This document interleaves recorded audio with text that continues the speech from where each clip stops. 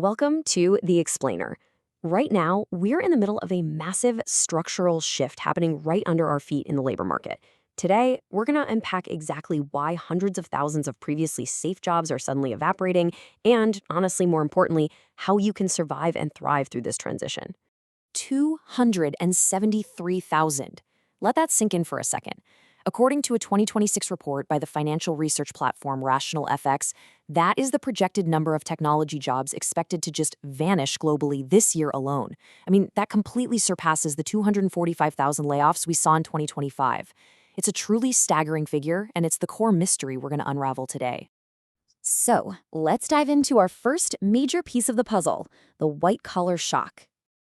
Historically, when we saw mass layoffs, they were almost always triggered by a global financial crash, a sudden spike in interest rates, or a severe recession. But that really isn't what's happening right now. Today's layoffs are unfolding alongside record corporate revenues and massive, aggressive capital expenditure. This isn't your standard cyclical downturn. What we are looking at is a fundamental redesign of white-collar workflows. Why? Because AI is no longer just a tool you use. It is the operating model itself. Take Amazon, for example. They recently announced plans to eliminate around 16,000 corporate positions, and this is despite reporting over $716 billion in revenue. They're aggressively cutting organizational layers so they can reallocate that capital directly toward cloud computing and AI infrastructure. Companies are waking up to the fact that they can scale their operations massively without actually adding human headcount. This brings us to automation versus augmentation. Now, I know that shift sounds terrifying. But a microeconomic model run on the U.S. labor market by the Boston Consulting Group shows that the sky isn't completely falling. When we look at the next few years, only about 10 to 15% of jobs will actually be eliminated. The vast majority, around 50 to 55%, are just going to be reshaped. So most roles will absolutely remain, but the daily tasks within them, those are going to change substantially as AI takes over the routine grunt work. So how do we know who gets eliminated and who gets reshaped? Well, it really all comes down to expandable versus bounded demand. Let's look at software engineering. As AI makes coding faster and cheaper, companies don't just fire all their engineers, they actually build way more software because the demand for digital products is highly expandable. But compare that to call centers. If AI makes handling a customer service call cheaper, a company doesn't suddenly magically generate more angry customers calling in, right? The demand there is bounded. And when demand is bounded but efficiency goes way up, headcount inevitably has to shrink.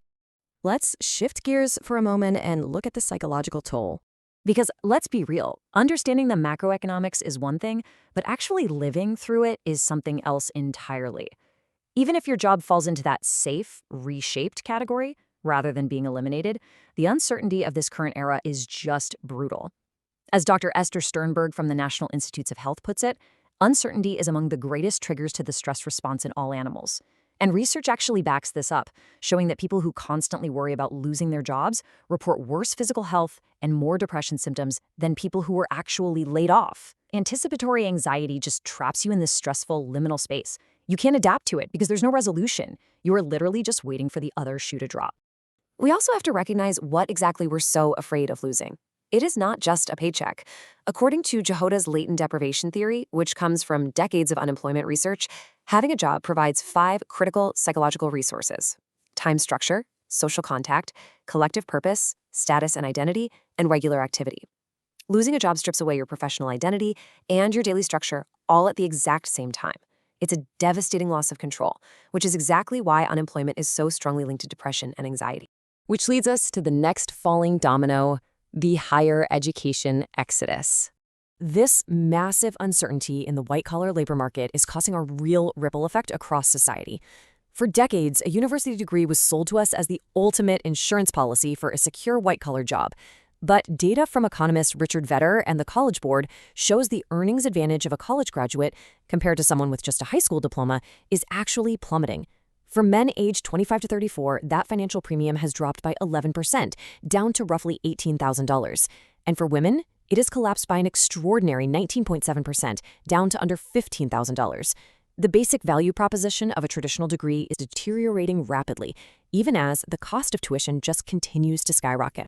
And because of this collapsing ROI, the enrollment cliff is officially here.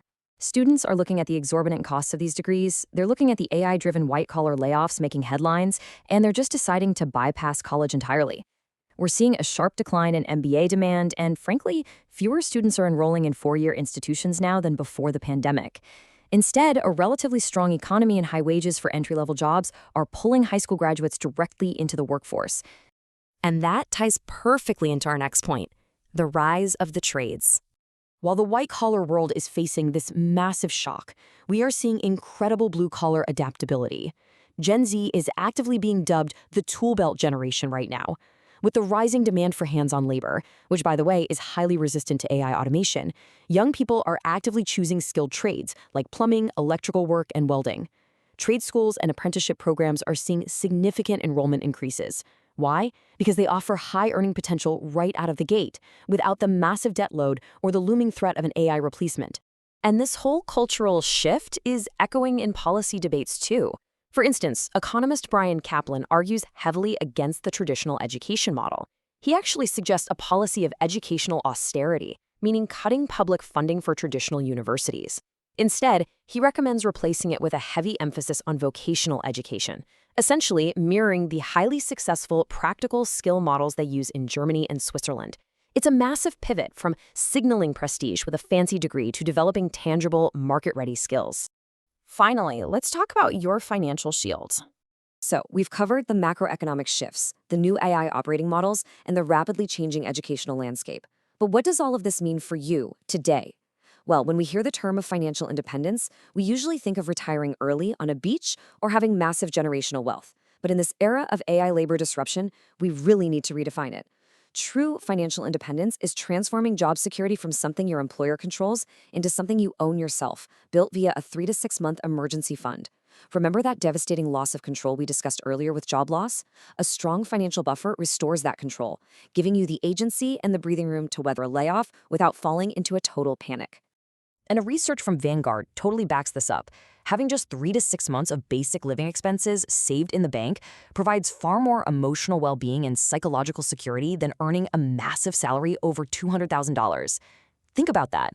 A high income doesn't protect you from the fear of losing your job, especially in the tech sector, where high earners are feeling incredibly vulnerable right now. Pure cash in the bank is the ultimate psychological shield against the uncertainty of this new era. The rules of the labor market are being completely rewritten as we speak. The white-collar firewall is thinning out, and that old traditional path of getting a degree and staying loyal to one corporation for decades, it just no longer guarantees safety. So I want to leave you with this final provocative thought. If your degree doesn't guarantee security and your employer can't guarantee your job, what are you building your shield out of? Take a hard look at your skills, your adaptability, and your savings, and make absolutely sure you are prepared for the economy of tomorrow. Thank you so much for joining me on this explainer, and keep learning.